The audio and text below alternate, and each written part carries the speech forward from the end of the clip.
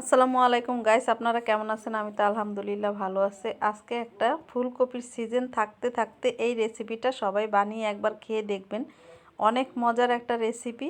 তো আমি নিয়ে নিছি পেঁয়াজ কুচি, গুঁড়া দুধ, বাদাম বাটা, তারপরে হচ্ছে আলু, আর এখানে মশলা আছে আদা রসুনের পেস্ট, হলুদের গুঁড়া, মরিচের গুঁড়া, ধনিয়া গুঁড়া, গরম মশলা গুঁড়া, লবণ আর তেজপাতা আর হচ্ছে দারুচিনি। আর নিয়ে নিছি একটা ফুলকপি আর 6টার মতো ডিম। তো দিয়ে দিলাম এখানে কারি কুকারে, তেল দিয়ে দিলাম, সব কিছু ভেজে নিব। ভেজে তারপরে রান্না করব। আর আমি এখানে দেশি ফুলকপি নিয়েছি, আপনারা চাইলে যে হাইব্রিডের ফুলকপি সেটা দিয়েও রান্না করতে পারেন। তবে হাইব্রিডের ফুলকপিটা হলে কি সেটা একটু সেদ্ধ করে আর কি হালকা ভাপিয়ে নেবেন, পানিটা ফেলে, তারপরে ভালো লাগবে খেতে, তারপরে ভেজে নেবেন।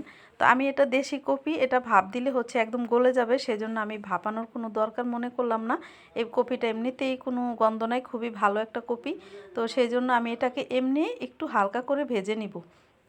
তো এখানে আমার হাঁড়িটা যেহেতু অনেকটা বড়, সেই জন্য আমি এখানে ডিম আর ফুলকপিগুলোকে একসাথে করে দিয়ে দিলাম। তো এইগুলাকে একটু ভেজে নিব। আর ডিমগুলোকে বেশি ভাজবেন না, বেশি ভাজলে একটা রাবারের মতো লাগে, খেতে ভালো লাগে না, সেই জন্য একটু হালকা হালকা করেই ভেজে নেবেন। আর এই যে ফুলকপিগুলোকেও দিয়ে দিলাম, এগুলোকেও একটু হালকা হালকা করেই ভেজে নিব, বেশি ভাজবো না। তো আমার হাঁড়িটা যেহেতু অনেকটা বড়, সেই জন্য তেলগুলা দিলে হচ্ছে কি মাঝখান দিয়ে একটু উঁচু, তো সেজন্য তেলটা সাইডে চলে যায়। তো সেই জন্য আমি তেলগুলো আবার দিয়ে দিলাম, একটু তেল দিয়ে তারপরে এটাকে ভালোভাবে একটু লাড়া দিয়ে সব আশেপাশে মানে যে তেলগুলো আছে ওগুলোর সাথে মিক্স করে দিলাম, যাতে ভালোভাবে একটু ভাজা ভাজা হয়। তো দিয়ে দিলাম, আর একটু লাড়া দিয়ে দিতেছি, ভাজা ভাজা করে নিতেছি। আরেকটা কথা বলি, এই রেসিপিটা আপনারা চাইলে যখন বাসায় মাংস থাকবে না, বাচ্চারা বায়না করবে পোলাও খাওয়ার জন্য, তখন কিন্তু আপনারা এই ডিম দিয়ে ফুলকপির এই রেসিপিটা বানিয়ে দিবেন। দেখবেন বাচ্চারা অনেক মজা করে ফুলকপির এই রেসিপিটা পোলাওর সাথে খেয়ে নেবে। আর যদি ভাতের সাথে খায় সেটাও কিন্তু ভালো লাগবে। তো দুটো দিয়ে আপনি খেতে পারবেন। চাইলে আর একটু, আমি এটাকে আজকে একটু হালকা ঝোল করব, আপনারা চাইলে ঝোলটা কমিয়ে তারপরে একটু ভুনা ভুনা করেও নিতে পারেন। আমার ঘরে এই ঝোলটা আমার হাজব্যান্ড অনেক পছন্দ করে, সেই জন্য আমি এই খাবারের ঝোলটা রাখি। তো আমি ফুলকপিগুলো একটু ভাজা হয়ে গেছে, এখন এক এক করে তুলে নিতেছি। তো সবগুলা ফুলকপি তুলে নিব। আর এখানে চাইলে ফুলকপিগুলো আর একটু বড় করেও কাটতে পারেন।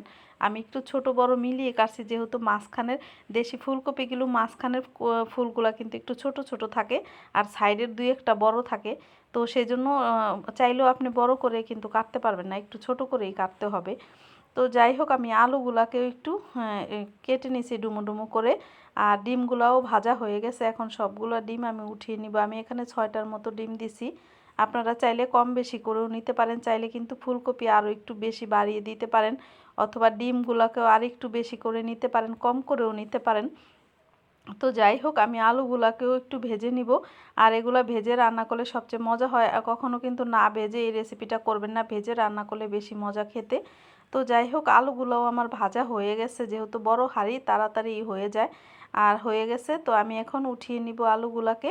আর মাঝখানে কিন্তু দেখুন হাঁড়িটার অনেকটা কিন্তু উঁচু।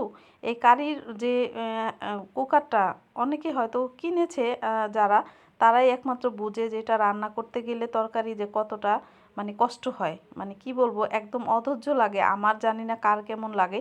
হাতে মেখে সব কিছু তো আর রান্না করা যায় না, অনেক কিছু হচ্ছে বাগার দিয়ে রান্না করতে হয়, কষিয়ে মশলা রান্না করতে হয়।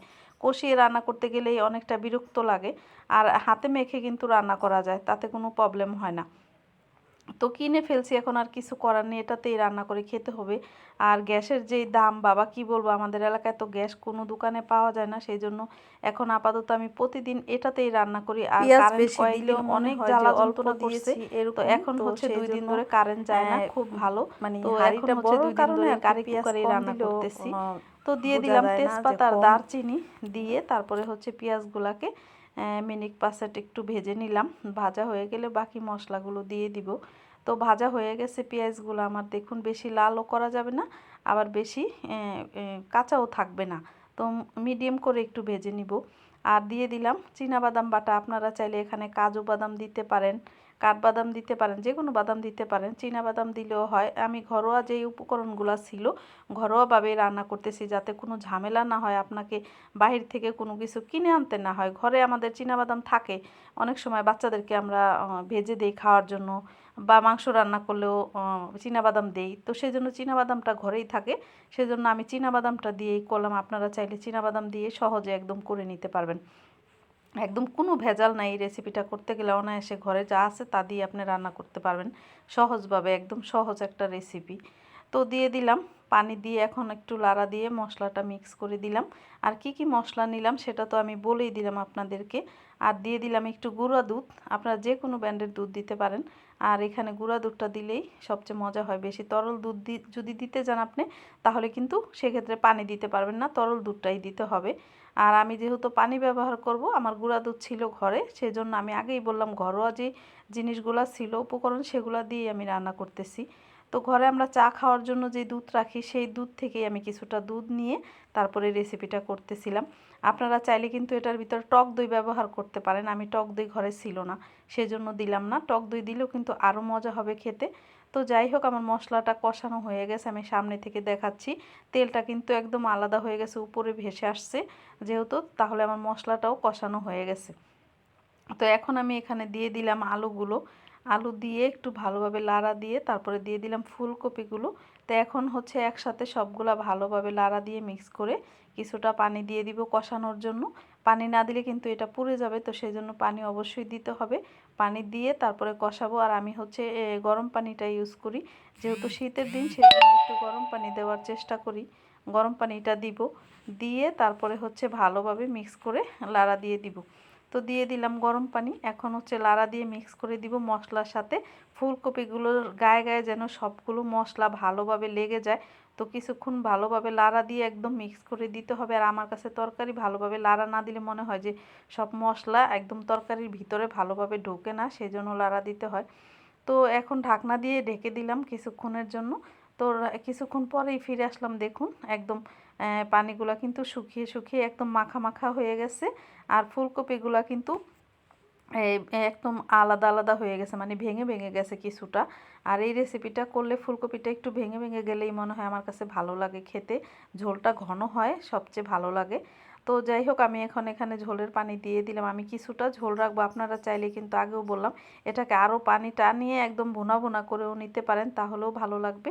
আর আমি যেহেতু একটু ভাত দিয়ে খাবো সেজন্য একটু হালকা ঝোল রাখলাম। আপনারা পোলাও দিয়ে খেলে সেক্ষেত্রে ঝোলটাকে আরও টানিয়ে নেবেন, তাহলে কিন্তু আরও মজা হবে। তো কয়েকটা কাঁচামরিচ উপর থেকে দিয়ে দিলাম, দিয়ে তারপরে এখন দেখুন বলক চলে আসছে তরকারিটা। আর এখন দিয়ে দিলাম আমি 1 চামচের মতো চিনি। চিনিটা অপশনাল, আপনারা যদি ঝাল খেতে চান তাহলে একটু ঝাল বাড়িয়ে দিবেন, চিনি দিবেন না, ঝাল ঝাল করে খাবেন। আর আমি হচ্ছে একটু চিনি দিলাম, চিনিটা দিলে স্বাদটা ভালো আসে সেজন্য চিনি দিলাম। বেশি দেই না, আমি শুধু চা চামচের 1 চামচ পরিমাণ চিনি দিছি, বেশি দিলে আবার বেশি মিষ্টি হয়ে যাবে, ভালো লাগবে না সেজন্য। তো দিয়ে হচ্ছে আবার লাড়া দিয়ে মিক্স করে দিলাম একসাথে করে। তো এই যে দেখুন আমার তরকারিটা এখন হয়ে গেছে। ভিডিওটা ভালো লাগলে শেয়ার করে দিবেন, লাইক দিবেন, সাবস্ক্রাইব দিবেন, সবাই পাশে থাকবেন। তো ভিডিওটা দেখুন আর এই যে তরকারিটা রান্না করে খেয়ে দেখবেন, অবশ্যই ভালো লাগবে। তো সবাই ভালো থাকবেন। আর এই যে দেখুন আমার